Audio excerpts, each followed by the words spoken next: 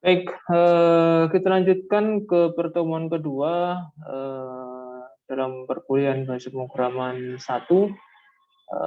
dengan topik bahasa Java dasar ya. Ini melanjutkan apa yang sudah kita bahas, kita pelajari di modul yang pertama, yaitu dasar pemrograman komputer.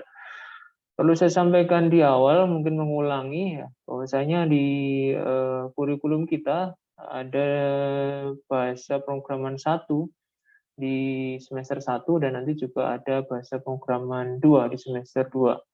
Kita nanti akan mempelajari dasar-dasar pemrograman di bahasa pemrograman 1 dan nanti kita akan belajar tentang Object Oriented Programming ya atau OOP di bahasa pemrograman 2 beserta dengan sebagian konten tentang struktur data. Ya. Jadi kira-kira nanti perbedaannya seperti itu antara BP1 dan BP2.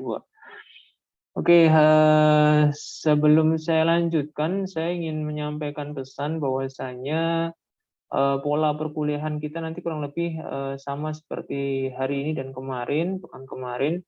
Kita awali dengan kuis untuk evaluasi materi sebelumnya, kemudian ada meet online ya, kuliah online, dan diakhiri nanti dengan latihan mandiri yang dikerjakan oleh mahasiswa. Pesan saya, karena kita masih kuliah online, ya, kita masih kuliah online, semua material nanti akan saya upayakan bisa diakses melalui e-learning ya.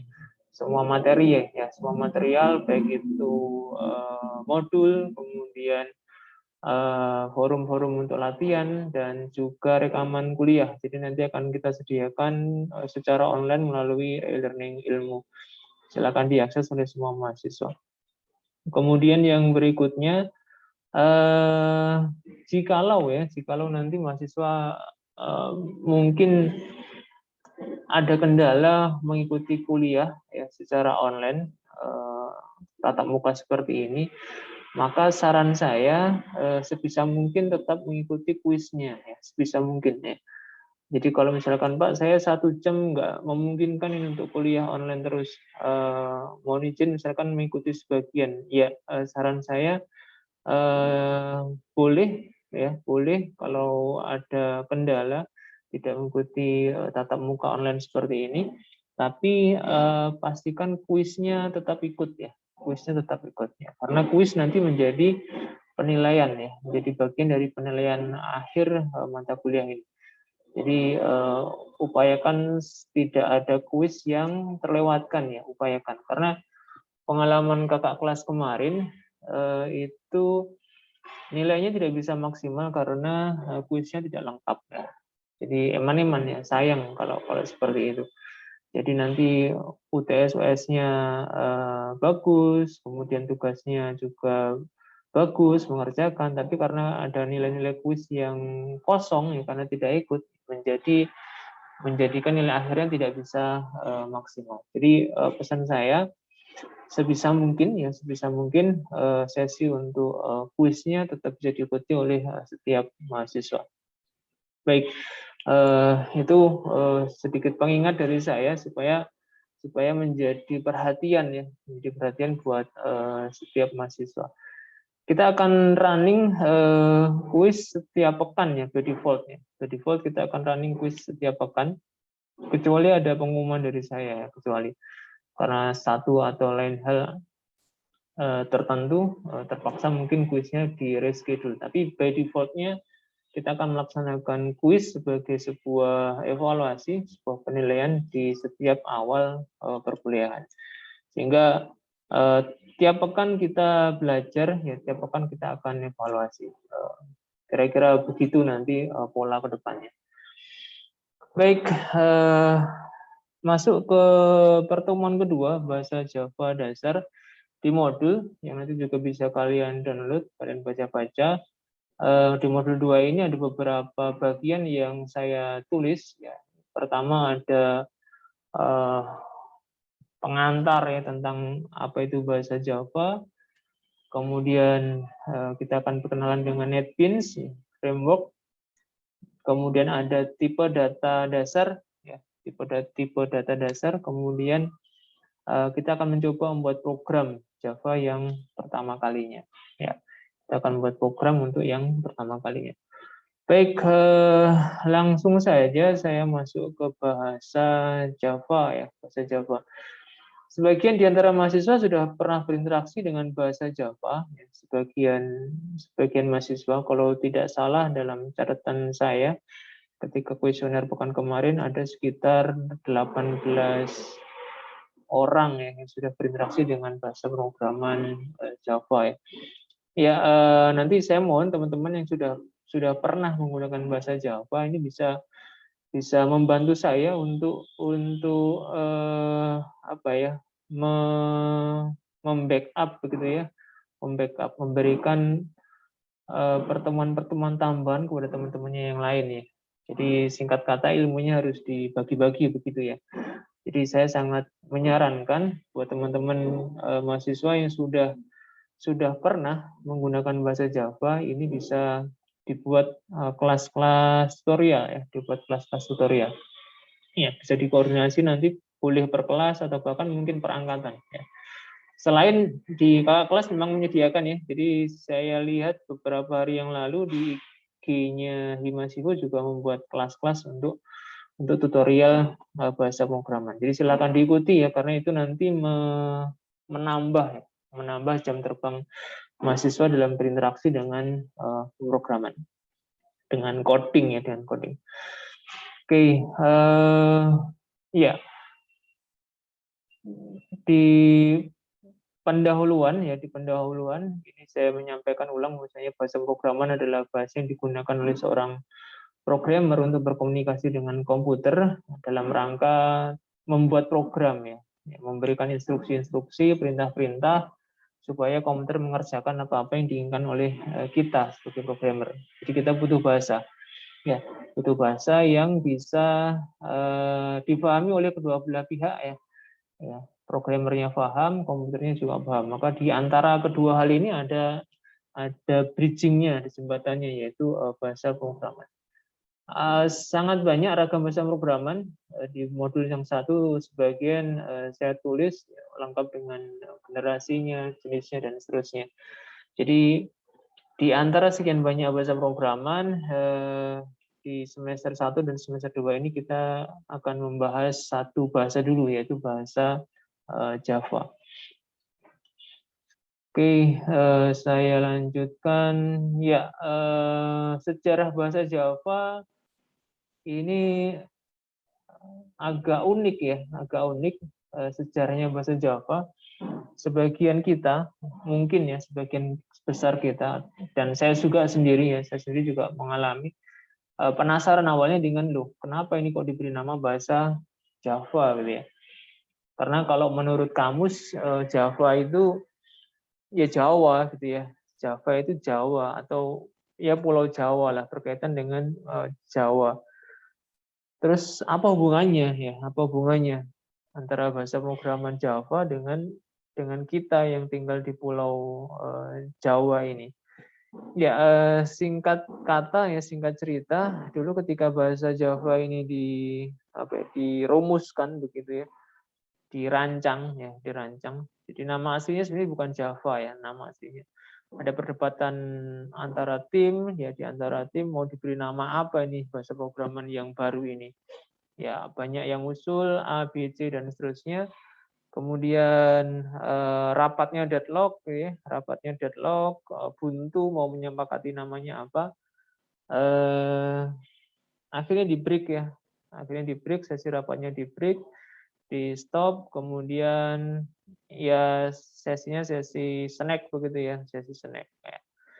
Ketika sesi break ini ternyata suguhannya adalah kopi gitu ya. Jadi ya mungkin sama dengan kita ya, ketika ada sesi break rapat, sesi break pelatihan dan seterusnya, itu ada suguhan yang namanya kopi. Kopi. Ya, ternyata kopi itu apa ya? Nikmat gitu ya, rasanya nikmat, kemudian dikomentari ini kopi dari mana? Ini kopi dari mana? Ya, ini kopi dari mana? Karena di negeri-negeri Amerika waktu itu ya praktis memang nggak ada kopi ya. Jadi kopinya impor ya. Setelah dibaca di sasetnya, di bungkusnya, ternyata ditulis di situ adalah Japanese coffee gitu ya, Japanese coffee. Jadi bahannya ya, bahan bakunya, biji kopinya itu adalah biji kopi dari Pulau Jawa ya, biji kopi dari Pulau Jawa. Nah, oleh karena itu kemudian muncullah ide dari salah satu tim ya, tim developer bagaimana kalau diberi nama ya produknya ini, bahasa programannya ini dengan nama Java. Oke, akhirnya disepakati, disetujui dan lahirlah bahasa Java yang eksis sampai hari ini. Ya. Kira-kira begitu secara singkatnya apa hubungannya antara bahasa Java dengan kita ya Pulau Java, Java Island atau Pulau Jawa ini. Ya, jadi itu buat menjawab rasa penasaran kita ya kenapa kok bahasanya Java gitu ya, Java. Oke, beberapa keunggulannya Java, slogannya Wora gitu ya. Kalau kita bacanya Wora, write once, run anywhere ya. Jadi bahasa Java ini keunggulannya ditulis satu kali tapi bisa running di mana-mana ya. Jadi Java ini portability-nya tinggi.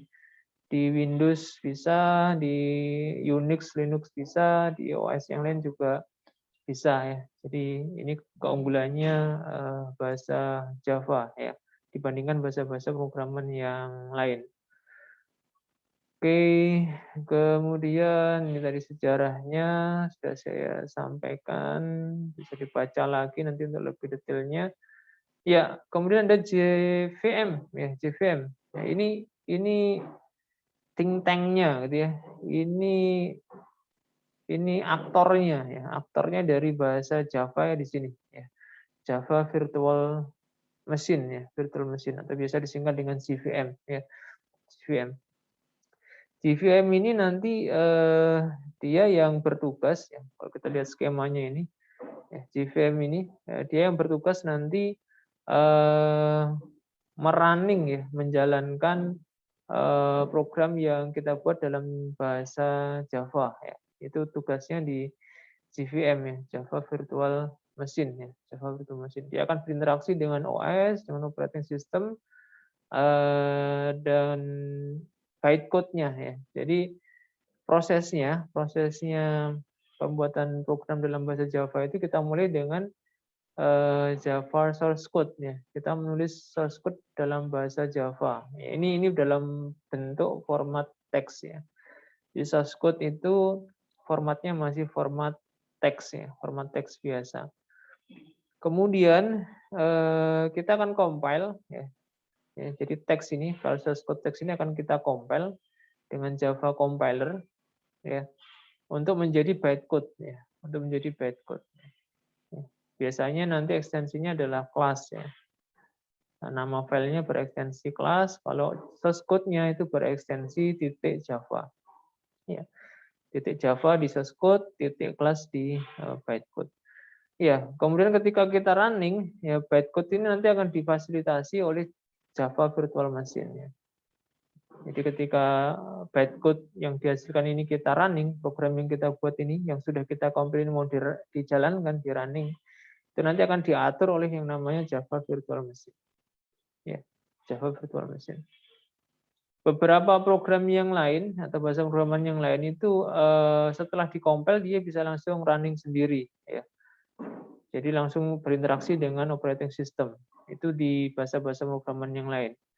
Tapi yang unik di dalam bahasa Java itu ada JVM-nya, ya, ada Java Virtual Machine-nya. Dia menjembatani, ya, dia mengatur, dia mengelola bagaimana nanti interaksi antara bytecode, ya, program yang bytecode berinteraksi dengan operating system. Itu melalui yang namanya Java Virtual Machine. JVM inilah yang menyebabkan program-program yang dibuat dalam bahasa Java bisa running di berbagai macam platform ya. Di Windows bisa jalan, di Mac bisa jalan, di Unix, Linux juga bisa jalan. Itu karena faktor Java Virtual Machine ya, Java Virtual Machine. Baik, kira-kira begitu gambaran tentang JVM ya, Java Virtual Machine. Oke, nanti bisa dibaca penjelasannya. Kemudian, ya beberapa platform yang muncul dalam bahasa Java, ini dulu saya pelajari waktu masih kuliah S1 ya, sekitar berapa tahun ya, 98, 2020 tahun yang lalu. Jadi ada yang namanya Java SE, ya, Standard Edition, kemudian ada Java EE, ya, Enterprise Edition, dan ada Java Micro Edition. Ya. Ini awalnya platformnya Java seperti ini. Sekarang sudah berkembang lebih lengkap lagi ya, lebih lengkap lagi. Yang SE nanti running di komputer desktop, ya. Kemudian EE nanti runningnya di server, dan ME ya Micro Edition nanti runningnya di mobile device ya. Jadi ini pendahulunya Android ya. Jadi Java ME nanti ini merupakan pendahulunya aplikasi-aplikasi yang dikembangkan berbasis Android ya, Micro Edition ya, Micro Edition. Oke, itu platformnya. Ya, kemudian nanti kita akan membahas juga dengan tentang NetBeans Framework. Jadi ada language, ada programming language, ya, bahasa programan, juga ada nanti frameworknya, ya, ada frameworknya. Jadi kalau bahasa programan itu ya bahasanya, ya bahasanya. Kalau framework ini aplikasi yang dibangun untuk memudahkan ya, memudahkan pembuatan program menggunakan bahasa tertentu ya. Itu framework ya, framework. Jadi dengan adanya framework itu pembuatan program jadi lebih mudah, jadi lebih cepat ya, jadi lebih enak ya. Itu manfaatnya framework ya, framework. Jadi bahasanya bisa sama ya, bahasa Java, tapi nanti di aplikasinya, di penerapannya itu ada beberapa framework yang bisa digunakan oleh programmer ya. Tinggal milih saja. Jadi kalian nanti bisa memilih framework untuk programming language Java. Itu di internet banyak pilihannya. Bisa diketikkan nanti ya frameworknya, IDE-nya ya, untuk membangun aplikasi menggunakan bahasa Java. Itu pilihannya banyak. Salah satunya adalah NetBeans. Jadi NetBeans ini adalah salah satu framework yang bisa kita pakai untuk membuat aplikasi menggunakan bahasa Java. Yang lain apa, Pak? Ya, ya. Framework yang lain apa? Ya. Yang pernah saya gunakan dulu ada yang namanya aplikasi JCreator ya. Ini framework yang sangat sederhana, namanya JCreator, bisa kalian googling ya nanti. Sangat ringan ya, sangat ringan. Jadi installernya kecil sekali, jauh dibandingkan NetBeans ya. Itu ada JCreator. Praktis ya, praktis. Jadi menggunakannya sangat praktis. Itu JCreator namanya. Kemudian ada IntelliJ ya. Jadi ada lagi aplikasi namanya IntelliJ ya, framework IntelliJ. Ya sama, bahasa yang digunakan adalah bahasa Java dengan tampilan yang mungkin agak berbeda dengan NetBeans nantinya, dengan kelebihan dan kekurangannya masing-masing. Untuk kuliah kita nanti kita pilih menggunakan NetBeans ya. Kita akan gunakan NetBeans untuk pembuatan programnya. Jadi kita akan memilih menggunakan NetBeans framework ya. Oke, nanti ada istilah JRE, ya, Java Running Environment ya. Kemudian ada JDK, Java Development Kit. Ini beberapa file yang perlu kita install terlebih dahulu supaya bisa membuat program menggunakan bahasa Java. Biasanya satu paket dengan installernya NetBeans ya.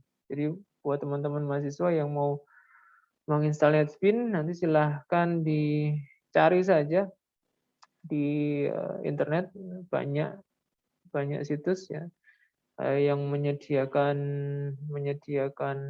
paket installernya untuk NetBeans ya. Di laptop saya ini menggunakan yang versi 8.2 ya. sudah agak lama sebenarnya, karena yang terbaru itu sudah versi berapa kemarin? 15 kalau nggak salah NetBeans-nya. Jadi hampir tiap tahun terus diupdate dengan versi-versi yang terbaru. Oke, itu tentang framework.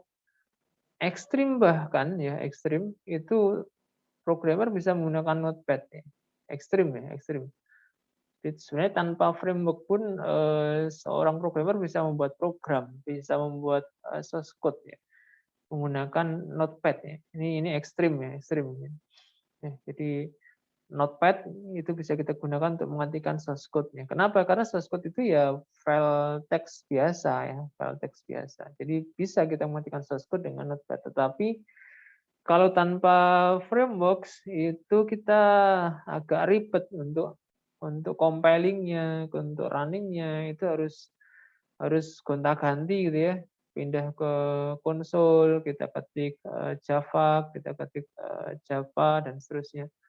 Tapi kalau sudah menggunakan framework, kita cukup menekan tombol yang disediakan, ya kemudian program akan otomatis dikompil dan dijalankan. Jadi kira-kira bedanya itu kalau kita menggunakan framework dengan yang tanpa framework ya. Oke, kemudian ya ini contoh-contohnya nanti framework yang lain. Ada IntelliJ, kemudian nanti ada Android Studio. Nah, ini nanti buat teman-teman yang mau mendevelop ke aplikasi berbasis Android ya, mobile, ini bisa menggunakan Android Studio. Ada Eclipse ya, ada Eclipse. Nanti juga silakan kalau ada yang mau mencoba eksplorasi menggunakan Eclipse, silakan. Ada BlueG gitu ya. Ini ya banyak pilihan untuk coding dalam bahasa Java. Oke, ya ini perkembangan tentang versioning-nya dari NetBeans ya, dari yang awal sampai yang terbaru. Kemudian ya untuk memulai NetBeans minimal saran saya memorinya 2 GB ya minimal. Lebih besar lebih baik ya, lebih besar lebih baik.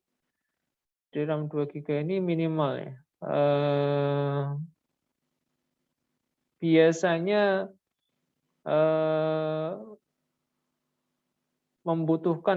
dibutuhkan ketika RAM kita hanya 2 GB itu aplikasi-aplikasi yang lain sebaiknya di-close dulu ya. Sebaiknya di-close dulu.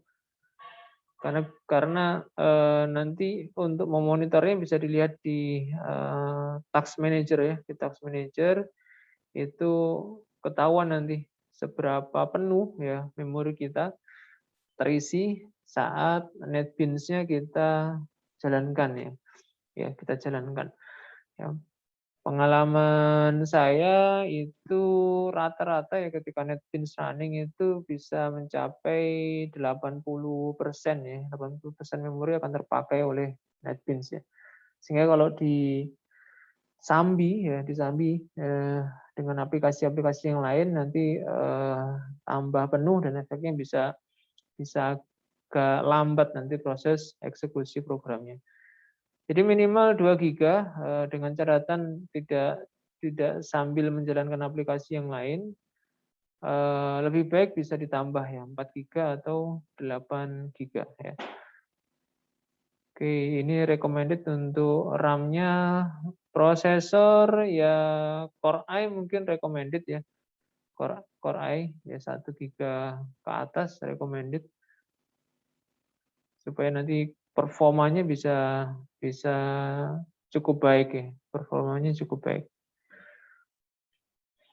Oke, berikutnya tampilannya nanti kurang lebih seperti ini di versi 82. Nanti kita akan coba running juga.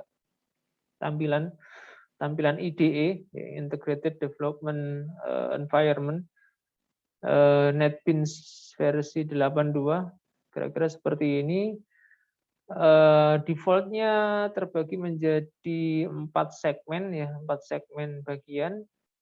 Yang kiri atas ini adalah Explore ya. explore file.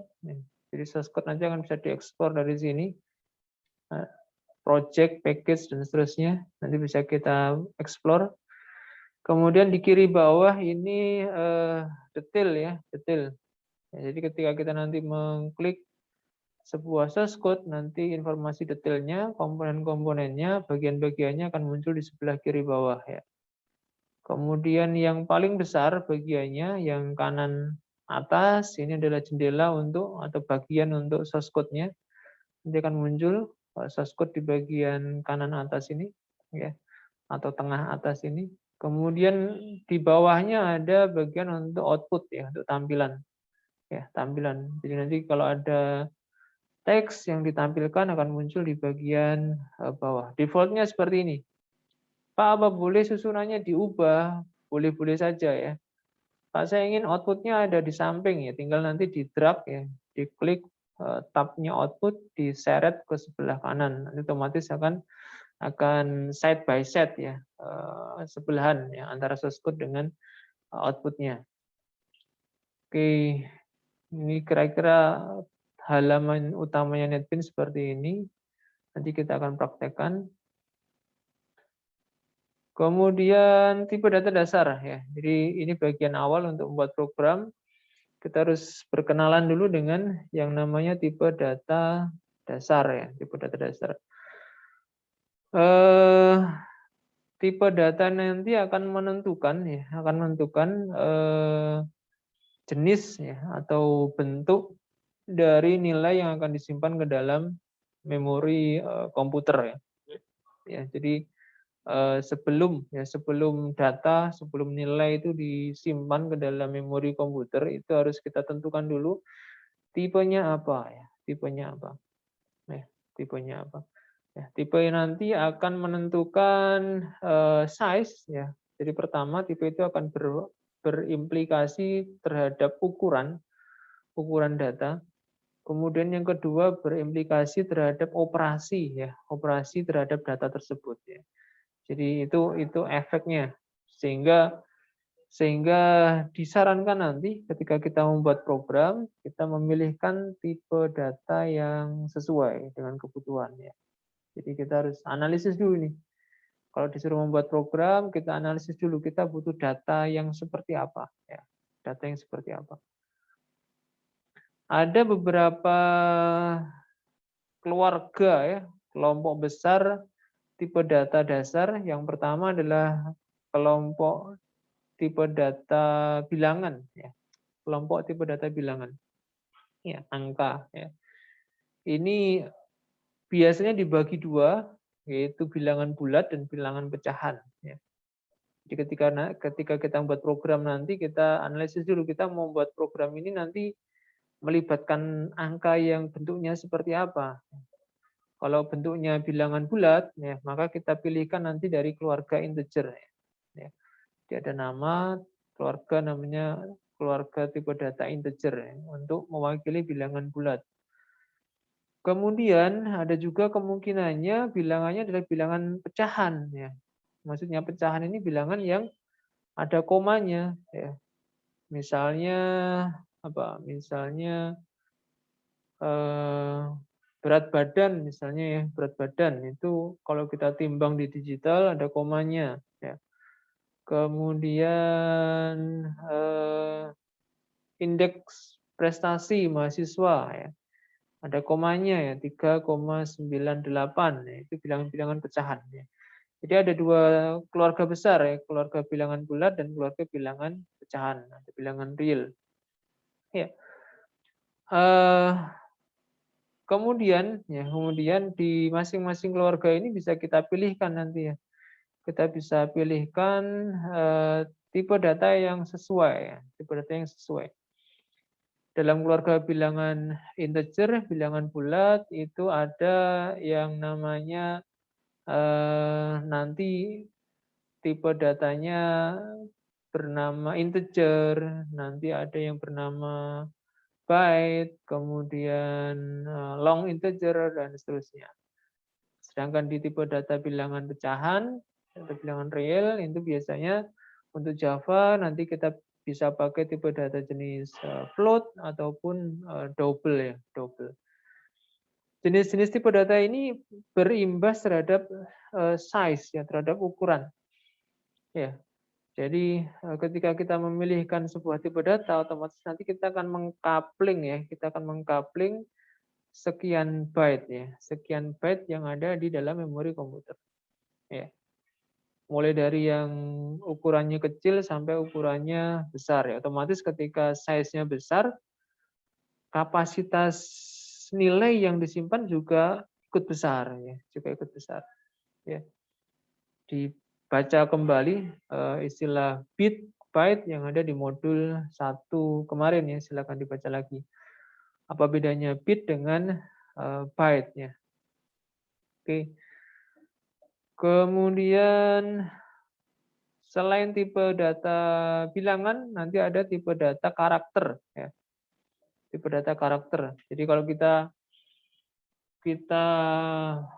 buka apa ya, KTP mungkin ya, kita buka KTP kita ya, kartu tanda penduduk kita. Itu di situ ada data yang berupa angka, ada data yang berupa karakter ya. Ya, kalau angka itu misalnya tanggal lahir itu misalnya angka ya, susunan angka bilangan. Kemudian kalau yang berisi susunan karakter itu nama misalnya ya, nama. Ya, nama kita tersusun dari kumpulan karakter. Jadi untuk mengakomodasi seperti itu, maka di dalam programming juga disediakan tipe data yang jenisnya karakter ya. Tidak hanya angka tapi juga karakter ya, karakter. Oke. Tipe data karakter ini ukurannya hanya 1 byte ya, hanya 1 byte. Jadi 8 bit saja ya. Nanti ada istilah yang namanya ASCII ya, kode ASCII. Jadi meskipun karakter tapi nanti di encode kan ya, disandikan, dirupakan dalam bentuk angka ya. Jadi karakter itu sebenarnya dia di apa istilahnya, disandikan ya, diencodekan, dibuat kodenya itu berupa angka. Jadi kalau mahasiswa nanti mengakses tabel ASCII itu nanti ada tabel yang isinya sebelah kiri angka, sebelah kanan nanti karakter yang muncul. Sehingga ada beberapa bahasa programan yang bisa mencetak karakter atau menampilkan karakter itu hanya dengan mengisikan nomor angkanya. Jadi ada yang sampai seperti itu. Kenapa bisa ya? Karena karakter itu sebenarnya disimpannya dalam bentuk angka ya, dalam bentuk angka. Oke, ada 256 karakter kode ASCII ya, mulai dari huruf A kecil sampai Z kecil, kemudian A besar, Z besar, kemudian angka sendiri ya 1 2 3 4 5 sampai 9, kemudian ada karakter-karakter khusus ya untuk tambahan. Itu bisa dilihat di tabel ASCII ya, tabel ASCII. Kemudian nanti ada yang namanya string ya, ada yang namanya string. String ini adalah kumpulan karakter ya. Jadi meskipun string itu ada hubungannya dengan karakter, tetapi dia bukan karakter tunggal. Jadi kita sebut string itu ketika nilai atau data tersebut itu merupakan kumpulan karakter-karakter ya.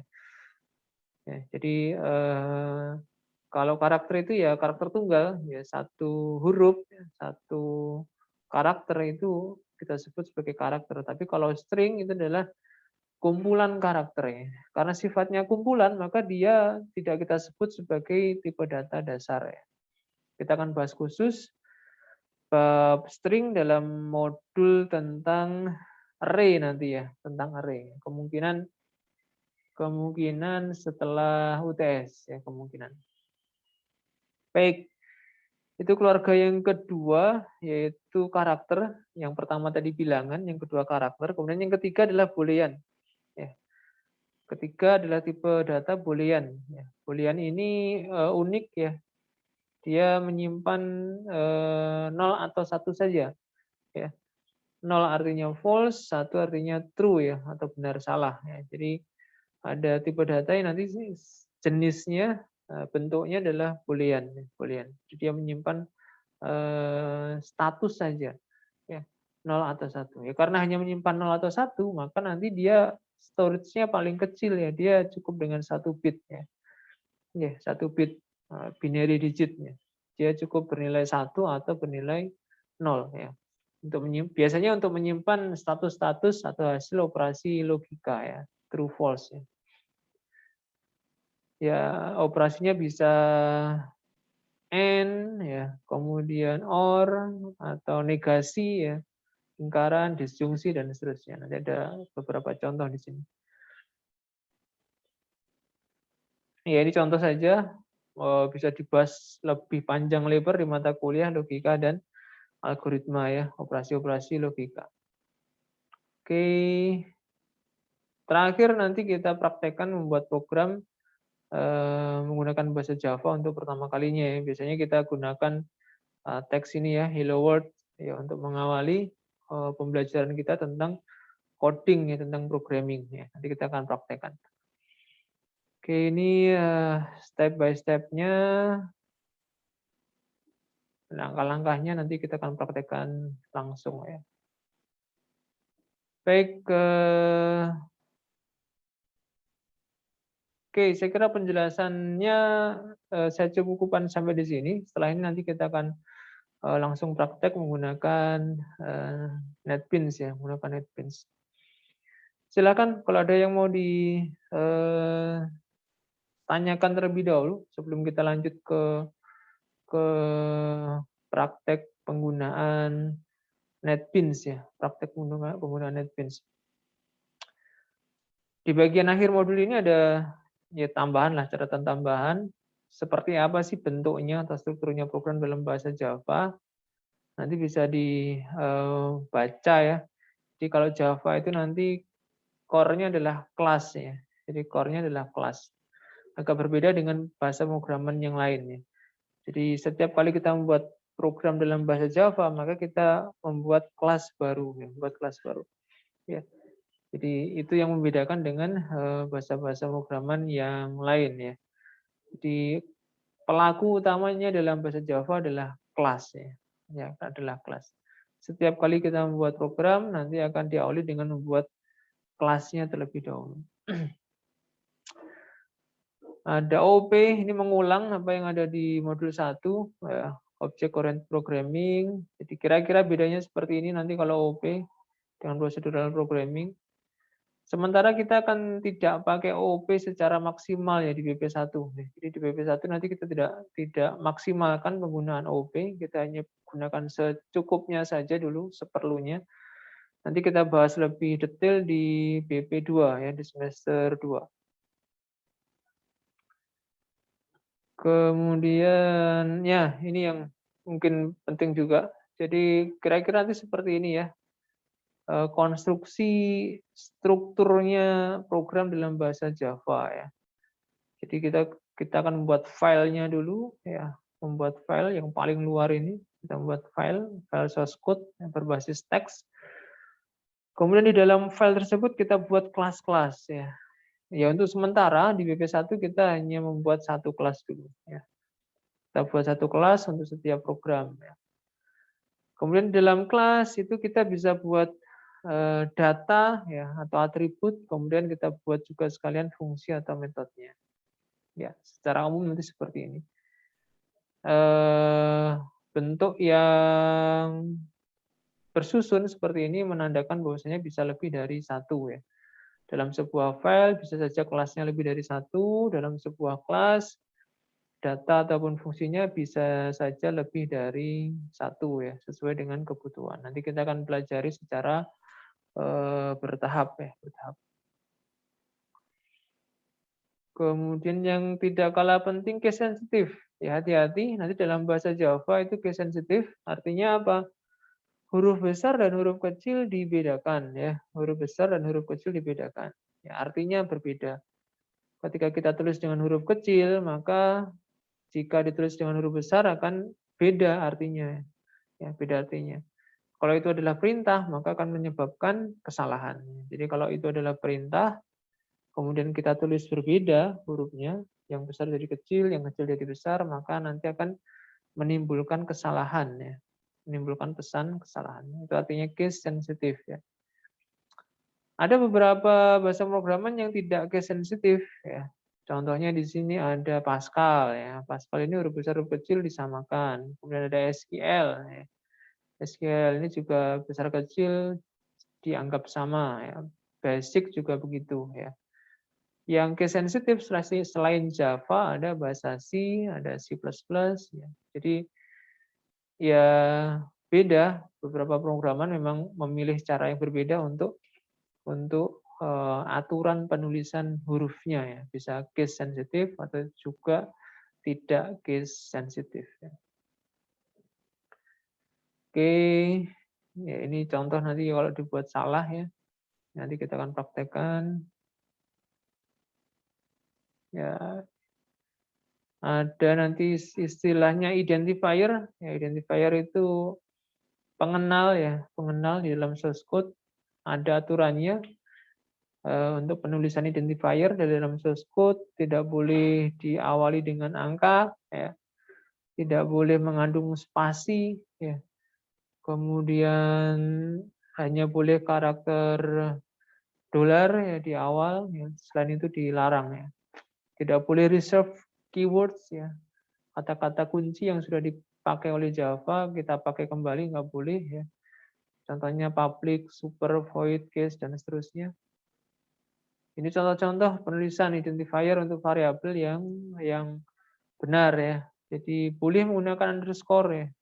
Boleh ya sebagai ganti spasi. Boleh menggunakan angka tetapi tidak di depan ya. Boleh ya. Kemudian besar kecil dikombinasikan boleh ya. Tidak masalah. Diawali dengan dolar boleh ya. Hanya dolar yang diperbolehkan. Kemudian yang salah ya. Misalnya seperti ini. Ya, nama mahasiswa salah karena ada spasi.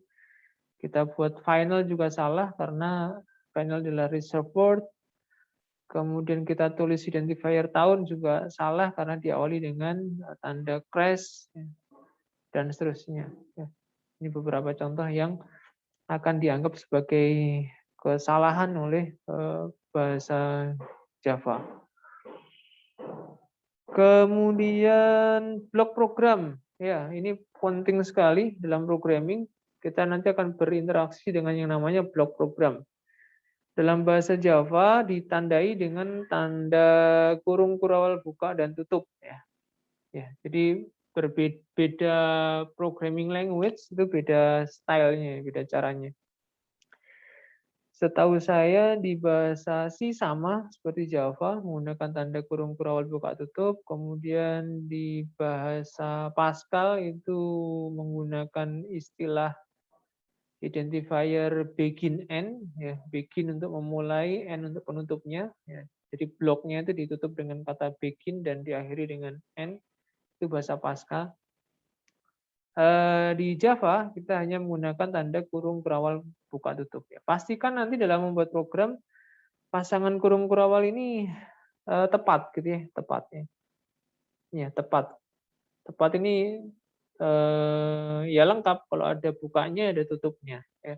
Selain pasangannya tepat, kemudian posisinya juga sesuai. Ya. Posisinya juga sesuai. Ada case pasangannya tepat, ya, ada buka, ada tutupnya, tetapi posisinya salah ya, juga akan dianggap sebagai error oleh bahasa Java nanti. Oke, ini penjelasannya. Ya. Contohnya seperti ini ada kurung buka, kurung kurawal buka, kurung kurawal tutup. Ya. Ini contoh blok ya, namanya blok program ya, blok program. Jadi kalau ada kurung kurawal buka ya harus ada tutupnya, ya, berpasangan. Ya. Di baris 16 ada kurung kurawal buka, di baris 25 ada tutupnya. Ya. Di baris 12 ada kurung kurawal buka, di baris 27 ada kurung kurawal tutupnya. Ya. Ini contoh source code dalam bahasa Java ya, yang sederhana. Jadi ada blok-blok di dalam program kita nantinya. Ya, jadi ini perlu diperhatikan ya saat membuat program nanti. Kemudian tapping ya. Jadi perlu juga saya sampaikan tapping nanti ya. Titik koma ya, titik koma. Penanda akhir dalam source code bahasa Java adalah titik koma ya, titik koma. Untuk menandakan bahwasanya satu baris perintah selesai ditulis itu diakhiri dengan tanda titik koma, titik koma. Sebagaimana kalau kita dalam bahasa manusia menggunakan karakter titik untuk menghentikan sebuah kalimat ya, maka dalam bahasa Java kita gunakan nanti dengan karakter titik koma. Ini kesalahan-kesalahan ketika nanti misalnya titik komanya tidak kita isi, nanti akan muncul titik koma expected ya, kurang titik komanya.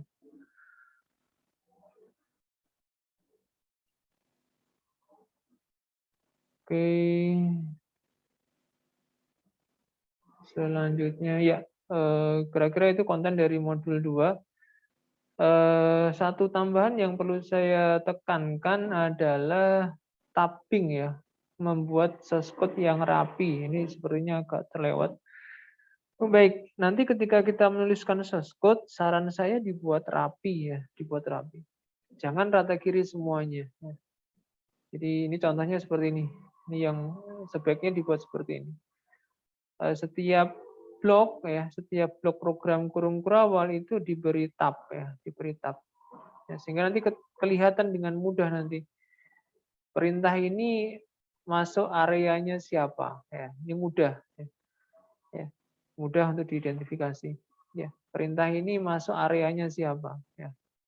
Tapi kalau source code-nya kita tulis rata kiri semua, ya menyulitkan nanti. Ya, kita akan kesulitan menentukan blok source code ini miliknya siapa. Ya, itu akan kesulitan. Jadi saya sarankan ketika source code nanti ditulis dibuat rapi dengan memanfaatkan tab ya, tombol tab ya, spasi masuk ke dalam ya. Itu untuk membuatnya bisa lebih rapi.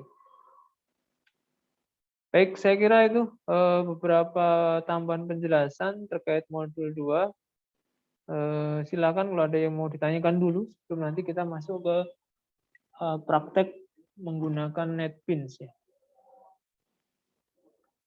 Oke, saya stop share screen-nya.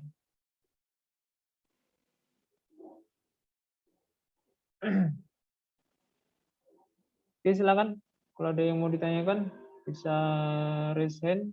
Saya beri kesempatan.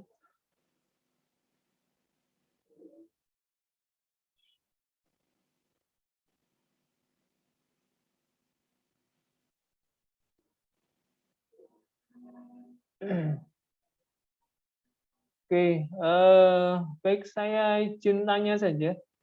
Yang sudah menginstal NetBeans siapa ya? Bisa raise hand? Yang sudah menginstal NetBeans? Saya ingin tahu berapa orang.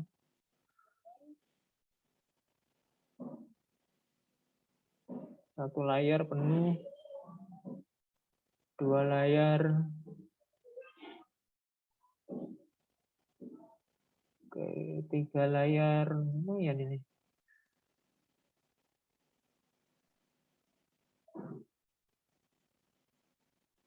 Ya, 3 ya. 3 lebih. 3 lebih sedikit yang sudah instalasi NetBeans.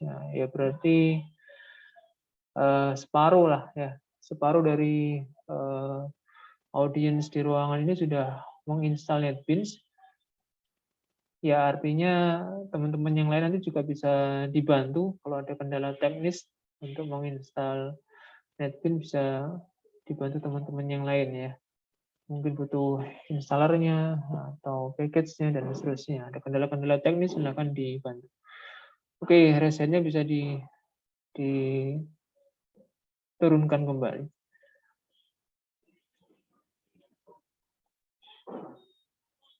Oh, sekalian aja yang sudah pakai Java. Ya, Kita tanya, yang sudah pakai Java, bisa resen? Pastinya satu layar ini. Yang sudah pernah pakai Java, ada Sultan, ada Noval, ada Salma, kemudian ada Rizky juga pernah, Indonesia, Lintang, oke lah lumayan yang sudah pernah berinteraksi dengan Java. Ya, tadi pesan saya buat teman-teman yang sudah lebih dulu mengenal Java nanti bisa mengawali membuat kelas-kelas tutorial online dengan teman-teman yang lain. Jadi diakselerasi ya, diakselerasi. Bisa dibagi ilmunya buat membantu teman-teman yang lain. Oke, baik. Saya lanjutkan ke share screen NetBeans ya. Saya akan share jendela NetBeans.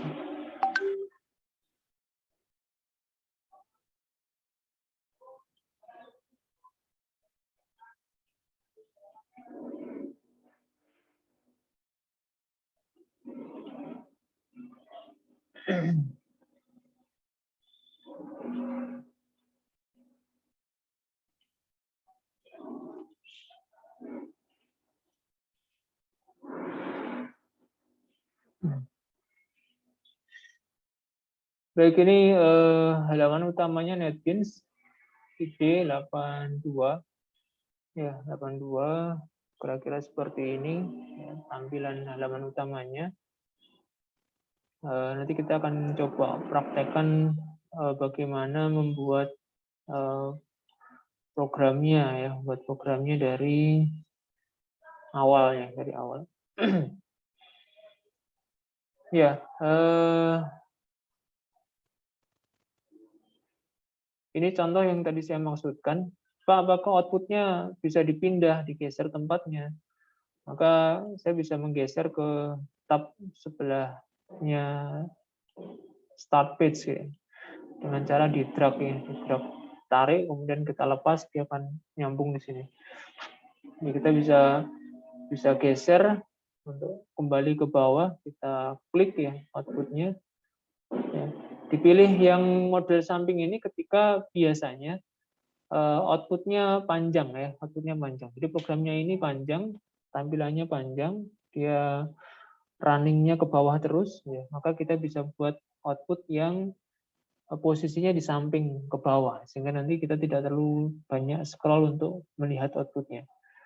Tapi kalau sekiranya outputnya cukup ringkas, cukup pendek, kita bisa posisikan ya kembali ke bawah ya.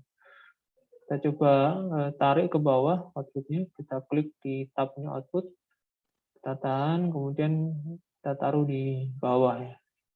Nah, kalau sudah di bawah seperti ini bisa kita lepas. Nah, jadi nanti outputnya akan geser ke bawah. Ya. Oke, ini kita close dulu ya. Posisinya kembali seperti defaultnya. Jadi source code di atas, kemudian outputnya di bawah. Oke, di sebelah jendela kiri atas ini Explorer-nya.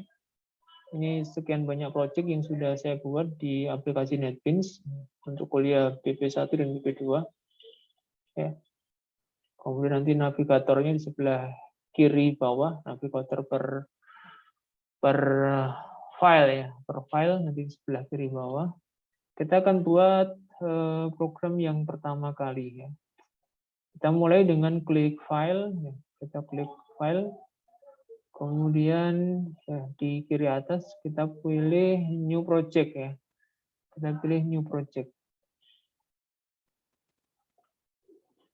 Kita pilih new project, kemudian dari sekian banyak pilihan package yang sudah disediakan oleh NetBeans, kita pilih yang Java, kemudian project-nya itu kita pilih Java application ya, Java application.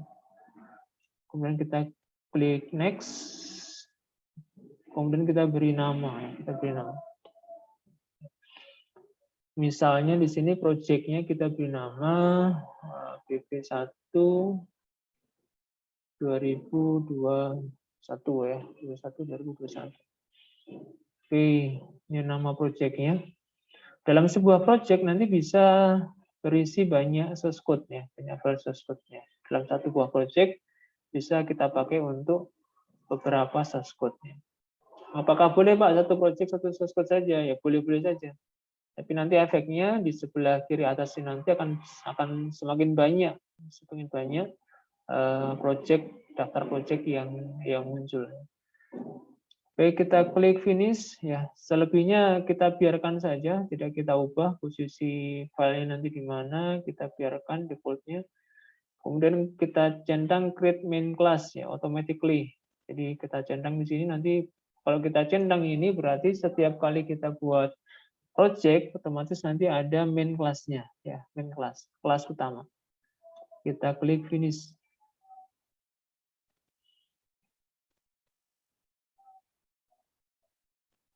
Oke, kita tunggu, nanti akan muncul otomatis source code kita yang pertama. Baik, ini source code kita yang pertama. Jadi source code ini automatically ya muncul, ya. Automatically. Jadi kita tidak mengetikkan apapun, kita belum mengetikkan apapun, tapi sudah otomatis dihasilkan source code dalam bahasa Java seperti ini. Yang warnanya hijau ini adalah komentar. Yang warnanya hijau ini adalah komentar. Komentar ini untuk memperjelas program kita. Ini deskripsinya apa program yang kita buat. Untuk beginner dan sebenarnya untuk advance pun juga disarankan menambahkan komentar ya. Ya, disarankan menambahkan komentar supaya apa? Supaya dokumentasinya nanti lebih lengkap ya. Sehingga ketika program ini nanti kita buka ulang atau ditunjukkan ke orang lain itu bisa mudah mengidentifikasinya. Ini nanti ini programnya untuk melakukan aktivitas apa. Nanti kita lihat dari komentar. Kemudian cara membuat komentar bisa menggunakan tanda seperti ini. Ya. Backslash dengan bintang ditutup dengan kebalikannya. Ya, jangan lupa. Atau juga bisa menggunakan backslash yang double ya. Jadi bisa kita ubah misalkan ini menjadi komentar yang lain. Caranya ya, kita ketikkan seperti ini. Ya. Ini cara lain untuk membuat komentar. Ya. Jadi menggunakan backslash rangkap 2. Kalau seperti ini artinya hanya satu baris ya, per baris. Tapi kalau dengan cara seperti ini artinya banyak baris. Banyak baris. Jadi langsung dibuat banyak baris. Oke, konstruksinya kita pelajari dulu. Ya. Package itu nama package-nya. Ya. Jadi BP1 2021 yang tadi kita tuliskan. Author nanti diambil dari komputer kita, otomatis ya. Kemudian setiap kali kita membuat program bahasa Java, nanti kita buat kelasnya. Ya. Jadi kita buat kelasnya dulu. Ya. Jadi kelasnya kita buat dulu. Kalau bahasa C, C++ itu masih memungkinkan programnya di luar kelas ya, masih memungkinkan. Jadi dia kombinasi antara program biasa, prosedural dengan kelas itu masih memungkinkan di bahasa C, C++. Tapi kalau dalam bahasa Java, setiap kali kita membuat program selalu dibuat dalam bentuk kelas ya, bentuk kelas. Apa itu kelas? Nanti kita bahas di BP2 ya, lebih lanjutnya. Kemudian komen-komen ini yang tidak perlu boleh kita hapus. Pak ini mengganggu saja misalnya ini. Saya nggak suka dengan komen-komen seperti ini. Nggak jelas misalnya ya dihapus saja. Dihapus. Boleh dihapus. Jadi komentar boleh dihapus. Kemudian ini bordernya ya. Ini kurungnya, pasangan kurungnya. Jadi kurung buka, kurung tutup miliknya kelas ya. Kemudian dalam sebuah kelas yang runnable, yang bisa dijalankan itu harus kita tambahkan void main. Ya. Jadi void main ini adalah metode ya, Apa itu metode nanti kita bahas di pertemuan berikutnya, pertemuan setelah UTS. Untuk sementara, ya, setiap kali kita membuat program nanti selalu akan ada main. Ya. Kalau melalui NetBeans otomatis dibuatkan seperti ini. Jadi tidak perlu kita otak-atik dulu, kita biarkan saja mainnya seperti ini. Jangan diubah, jangan ditambah, jangan dikurangi. Biarkan saja ya, biarkan saja. Bagian main biarkan saja seperti ini. Kemudian terus source code-nya di mana, Pak? Source code-nya di sini. Ya, jadi di bagian yang saya blok ini, di dalamnya void main ini yang nanti kita akan isi dengan source code yang kita inginkan. Ya, kita inginkan. Kita akan menyuruh apa ya komputer kita. Kita tuliskan di sini dalam bentuk source code. Kita coba di sini, kita beri ruang dulu, kita enter supaya turun barisnya. Ya, jadi kita coba tadi ya, sistem out print line ya, menampilkan. Kita perintahkan komputer dengan instruksi sistem out, sistem, ya ini cirinya. Nah, nanti akan seperti ini. Jadi banyak package yang sudah disediakan oleh Java. Jadi operatornya dengan karakter GT ini sudah muncul banyak package-package, banyak metode dan seterusnya. Kita pilih untuk menampilkan, kita pilih yang out ya, sistem out. Nih, sistem out. Kemudian kita titik lagi. Nah, nanti muncul perintah-perintah yang lain yang dimiliki oleh package-nya out ini. Banyak perintah yang disediakan, ya. Kita tidak akses semuanya, ya. Kita hanya ambil perintah untuk menampilkan teks ke dalam layar komputer kita, yaitu print line. Ya. Kita ingin menampilkan apa ini? Kita ingin menampilkan, ya ini macam-macam tadi. Bisa karakter, bisa angka, ya double, float, integer, long, dan seterusnya. Kita pilih yang paling atas ini ya, print line. Ya. Kita ingin menampilkan teks. Ya. Kita isi, karena dia berupa string, berupa teks, maka jangan lupa menggunakan tanda petik 2. Ya. Tanda petik 2. Oke, jadi ini source code kita yang pertama. Kita memanggil perintah print line. Ya, kita memanggil perintah print line untuk mencetak string atau mencetak teks ya, yang ada di dalam tanda kurung buka tutup biasa. Ya. Karena berupa teks, ya, karena berupa teks, jangan lupa menambahkan petik 2 di depan dan petik 2 di akhir. Oke, setelah kita ketikkan seperti ini, kita bisa tes running ya. Kita running dengan cara bisa menggunakan tanda segitiga hijau di atas ini, run project. Ya. Kita bisa run project-nya, kita klik run project.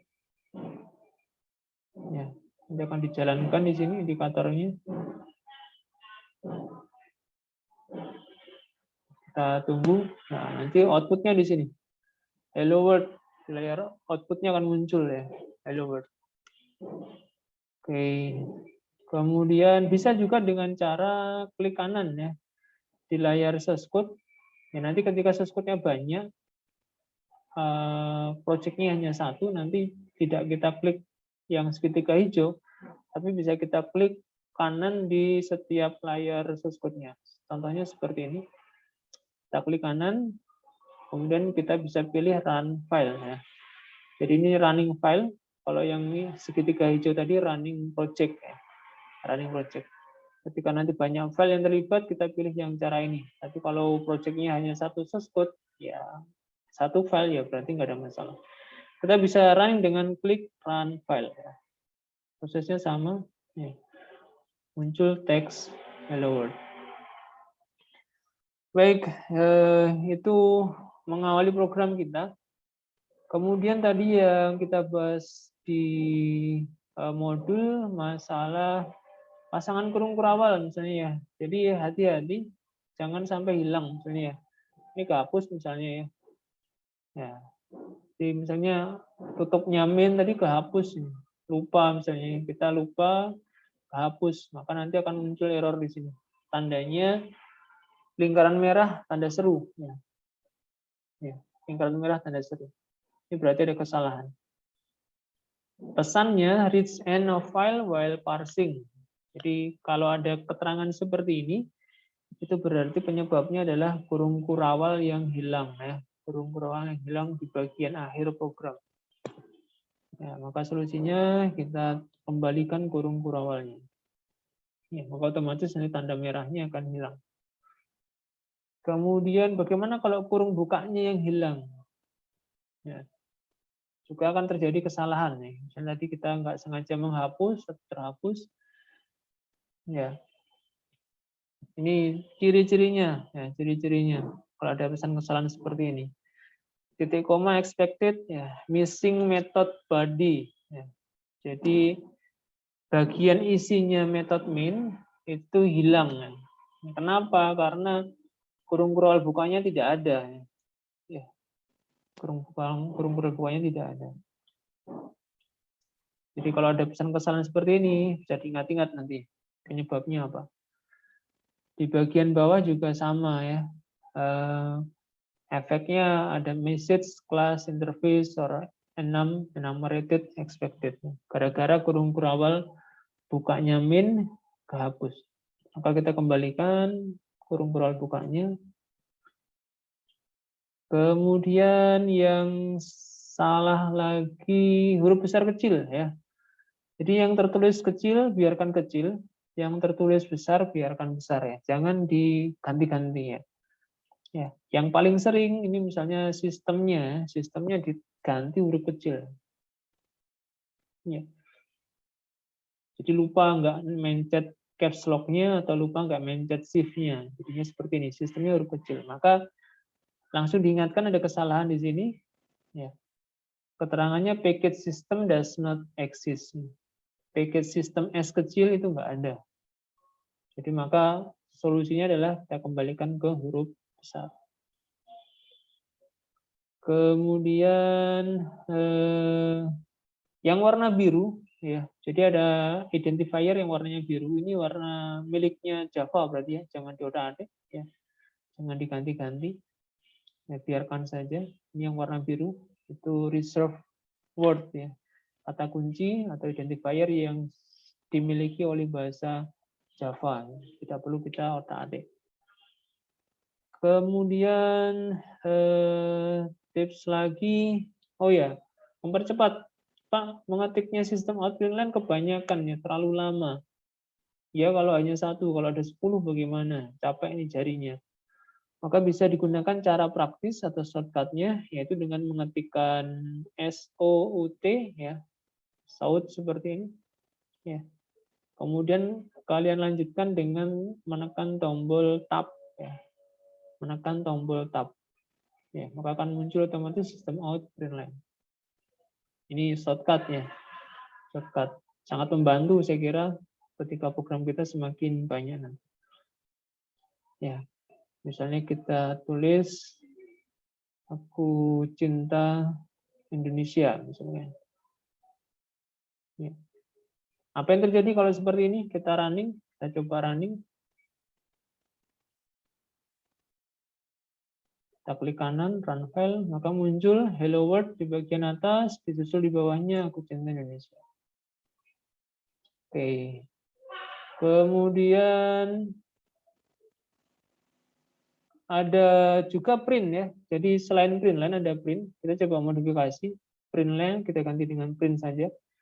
Jadi ada print bisa lanjutkan dengan println hello world ya seperti ini. Apa yang terjadi? Kita coba cek. Kita run, ya, maka muncul teks seperti ini. Hello world langsung disambung dengan teks aku cinta Indonesia. Ya. Berarti print itu dia mencetak teks, kemudian kursornya masih di sebelah kanan, ya. Sehingga ketika dicetak teks berikutnya dia akan tersambung. Jadi adanya line itu artinya new line ya, baris baru. Jadi new line. Jadi arti dari line LN itu adalah new line. Sehingga kalau kita tambahkan print line seperti ini, setelah mencetak teks, maka dia otomatis ditambahkan new line, baris baru. Sehingga teks berikutnya itu akan berada di bawahnya. Oke, baik, ini beberapa modifikasi dari perintah print dan print line. Oke, saya kira ini untuk demo awalnya pembuatan program perdana menggunakan bahasa Java. Ada yang raise hand, silakan. Pak, izin bertanya. Itu Ya, yang tadi katanya Pak Cahyo nggak rapi itu gimana Pak maksudnya Pak? oke, Judulnya nggak ya. rapi. Nah, maaf, lupa tadi. Terima kasih Dimas Ya, diingatkan. Jadi ya contohnya Pak. tidak rapi itu begini. Sama. Jadi ini source code ini kita modif ya. Kita buat menjadi tidak rapi. Ya, tidak rapi itu seperti ini. Semua source code kita buat rata kiri. Ini tidak direkomendasikan. Meskipun di runningnya oke saja. Ini contoh ya. Ya, contoh. Ya, source code ini termasuk yang tidak rapi ya. Tidak rapi. Kenapa? Karena nggak jelas ini. Wilayahnya kelas yang mana, wilayahnya yang min yang mana, ini nggak jelas. Batasannya nggak jelas. Kalau seperti ini nanti repotnya kita ketika debug ya, ada program yang salah, kita bingung nanti. Mana yang kita perbaiki. Ya, jadi saran saya hindari penulisan seperti ini. Meskipun ya ketika di running tetap bisa. Kita running ya tetap bisa. Nggak ada masalah.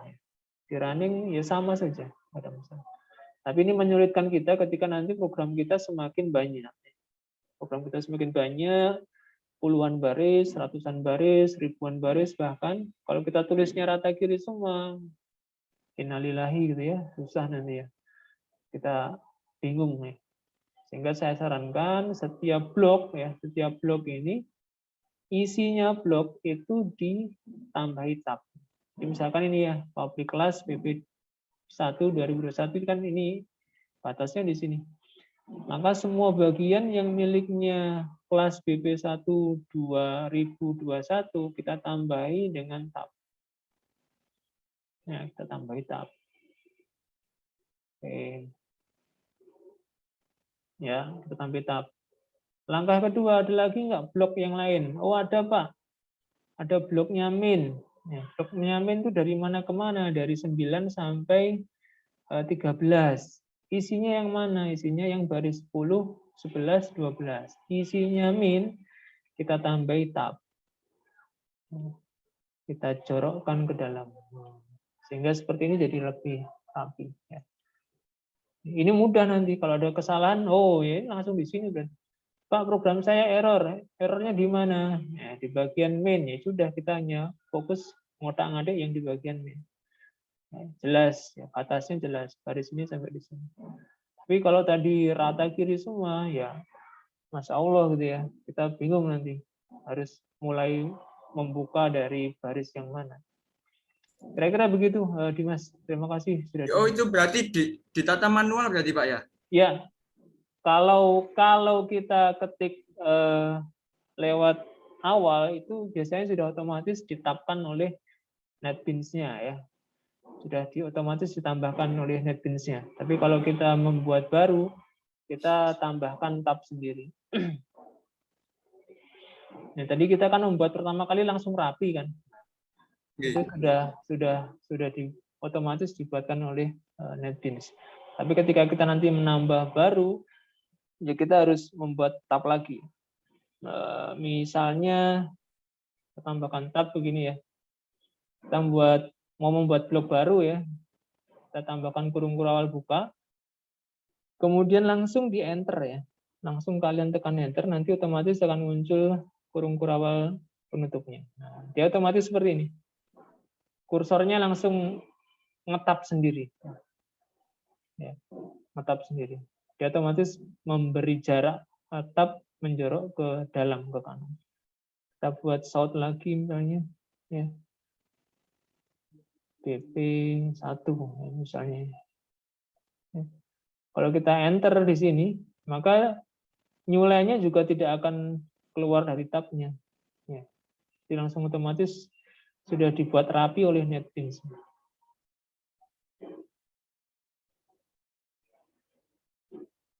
Ya, jadi seperti ini. Jadi sudah sebenarnya dibantu oleh NetBeans untuk menjadi suspek yang rapi. Kita bisa run. Suaranya seperti ini. Hello World, Indonesia, TP1 asik. Ini mungkin jadi kita buat nyambung aja lah. TP1-nya kita tambahkan spasi. TP1 asik. Oke. Oke, itu jawaban saya. Berikutnya ada Farista. Silakan Farista. Baik Pak, sebenarnya maaf tidak bisa on cam. Nah, Ya, saya mau tanya Pak, jadi di bahasa Java ini, terus ngodingnya di NetBeans ini, kalau ada kayak kita salah ngetik gitu Pak, misal waktu kita ngoding, itu ada pemberitahuan kesalahan gitu ya Pak. Soalnya kemarin itu saya kan sempat belajar ngoding pakai bahasa HTML sama CSS di Notepad++. Nah, itu ketika saya salah ngetiknya itu kan Pak, kayak misal kurang tanda kurung atau apa gitu, nggak ada pemberitahuannya gitu loh Pak. Iya. Ya, betul. Jadi di sini ada ya Pak? Ya, jadi itu biasanya dulu ngetiknya HTML dipakai apa, Barista? Di itu Notepad++. Oh, Notepad++. Baik. Jadi beda framework, beda fitur ya. Beda framework, beda fitur. Barista pernah pakai Dreamweaver? Enggak pernah Pak. Cuma Belum ya? pernah pakai. Baik, jadi yang saya tahu beda framework itu beda fitur ya, beda fitur. Semakin biasanya semakin besar ukuran installernya framework itu semakin lengkap fiturnya. Biasanya ya. Notepad++ itu kan ringan sekali ya, betul ya Farista ya? Iya Pak. Filenya kecil ya, filenya kecil. Artinya fiturnya juga terbatas ya, fiturnya juga terbatas. Sama di G-Creator juga yang versi-versi awal itu nggak ada warningnya ya. Kita ngetik salah ya dibiarkan, tapi begitu running baru ketahuan. Oh, di sini ada salahnya, baru diingatkan. Bedanya dengan NetBeans seperti itu. Ya, bedanya dengan NetBeans, ya dia punya fitur untuk correcting ya. Dia punya fitur untuk memperbaiki tadi. Jadi begitu kita ngetik salah, dia langsung warning ya. Ini ada kesalahan, diperbaiki dulu. Ya ini enaknya pakai framework begitu ya. Enaknya pakai framework.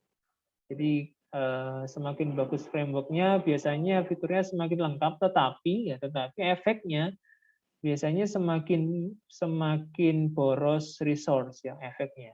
Karena dia filenya besar ya, filenya besar. Fiturnya semakin lengkap. Installernya pasti besar dan otomatis storage-nya juga besar yang diambil.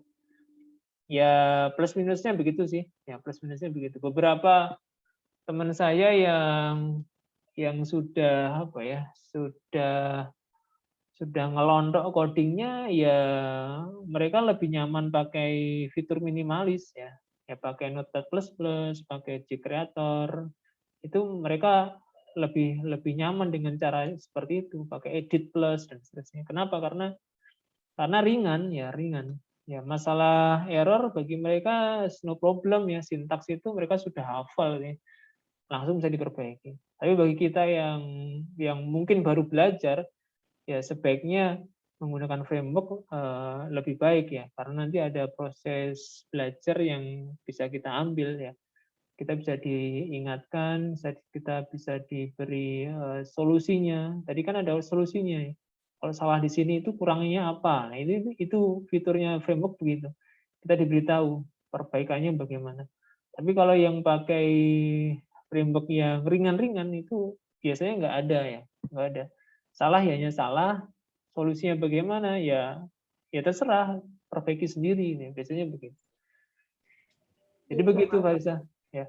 Baik, jadi enak sekali ya Pak. Ini nggak perlu pusing-pusing gitu kalau ada kesalahan. Pak, itu mau nanya sekali lagi. Ya. Jadi kemarin kan kalau HTML kayak gitu bisa digabung sama CSS ketika kita mau bikin tampilan yang lebih menarik gitu loh Pak.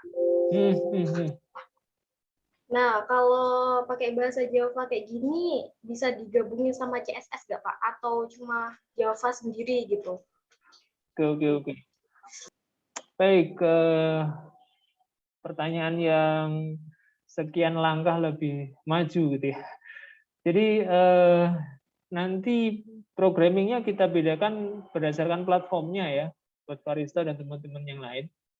Jadi saya sampaikan di awal pekan yang kemarin, programming itu program itu sejauh ini bisa kita kelompokkan menjadi 3 kelompok besar. Pertama, program yang running di komputer ya, seperti ini, runningnya di komputer.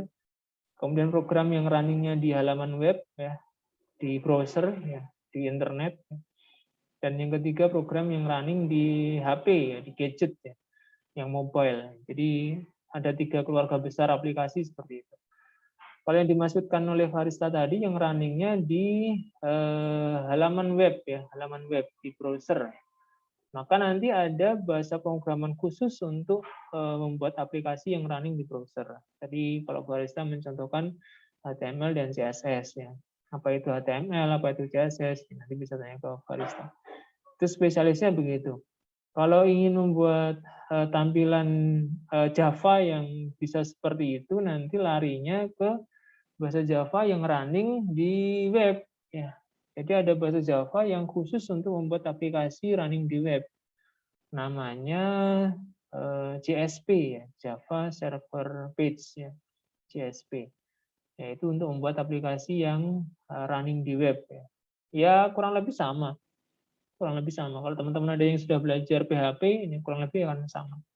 Di situ bisa dibuat tampilan yang grafis ya, ditambahi tombol, ditambahi gambar, ditambahi tabel, combo box, list box dan seterusnya itu bisa. Jadi bedanya nanti di situ. Kalau yang di desktop seperti ini, nanti kalau ingin membuat tampilan yang grafis, kita akan bahas di BP2 ya. Kita akan bahas di BP2. Namanya kita menggunakan komponen swing ya. Buat teman-teman yang penasaran bisalah di searching dulu apa itu swing ya, Java swing. Jadi kita akan membuat aplikasi yang tampilannya grafis ya. Jadi kita bisa membuat form ya. Kita buat form, ya, ada formnya, kemudian ada tombolnya, ada text box-nya. Itu bisa menggunakan komponen yang namanya Java swing. Ya, kita akan bahas itu di BP2. Untuk BP1 kita akan kuatkan dulu ya, kita akan kuatkan dulu pondasinya ya, bagaimana logic programmingnya kita kuatkan dulu. Nanti untuk membuat tampilan program yang lebih interaktif, yang grafis, itu kita akan bahas di BP2. Kira-kira begitu, Farista. Semoga bisa menjawab. Baik, Pak. Terima kasih. Sama-sama. Ada yang lain? Silakan. Saya cek di kolom web. Nah, ini ada tambahan dari Rizky ya, JSP. Teman-teman yang penasaran dengan JSP, silakan di googling nanti ada programming language namanya JSP ya, Java Server Page ya. Oke, kemudian apa lagi ya? Ada ASP juga, Active Server Page, bawaannya Microsoft ya, Microsoft. Jadi untuk web yang paling terkenal hari ini ya mungkin PHP, ya, kemudian ada JSP, ada ASP, itu bahasa-bahasa pemrograman untuk membuat aplikasi berbasis web. Ya. Oke, silakan kalau ada yang lain.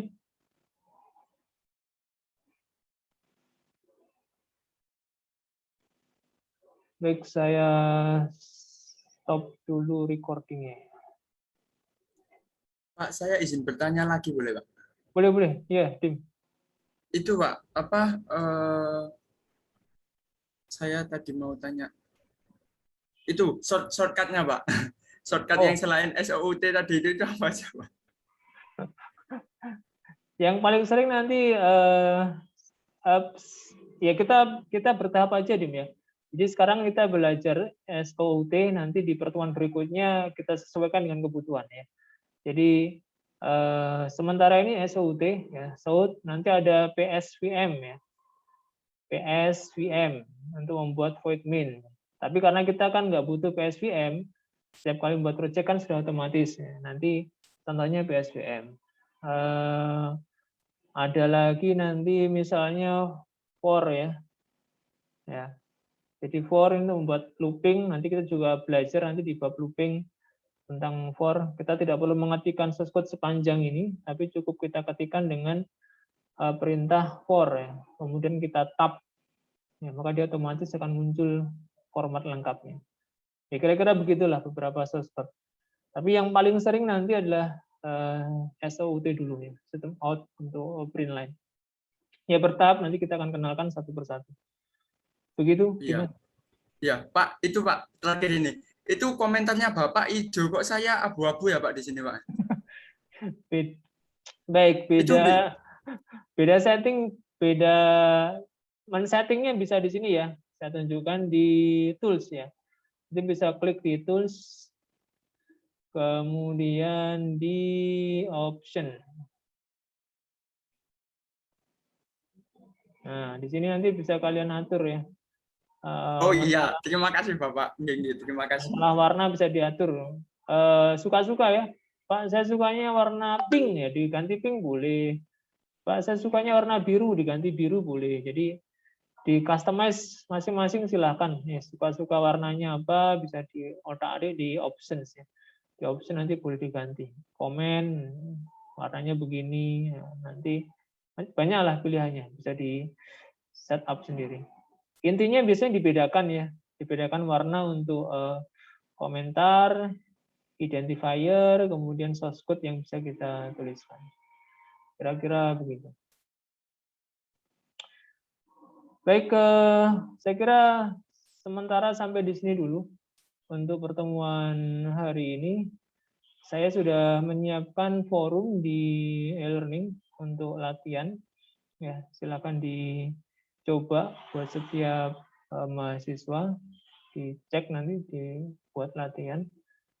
Dan modulnya nanti rekaman kuliah juga akan saya share di e-learning juga. Oke, saya kira kita bisa cukupkan ya pertemuan pada hari ini dengan topik bahasa Java dasar ya. Pekan depan kita akan lanjutkan programming kita ke kendali sekuensial. Jadi kita akan buat program yang lebih panjang lagi daripada hari ini. Kita akan berinteraksi dengan perintah untuk input ya, untuk masukkan data dari keyboard ya, sehingga nanti program kita bisa lebih interaktif. Baik, jika ada yang kurang jelas, ya silakan nanti bisa dikirim, diposting di grup WA atau bisa juga japri ke nomor saya.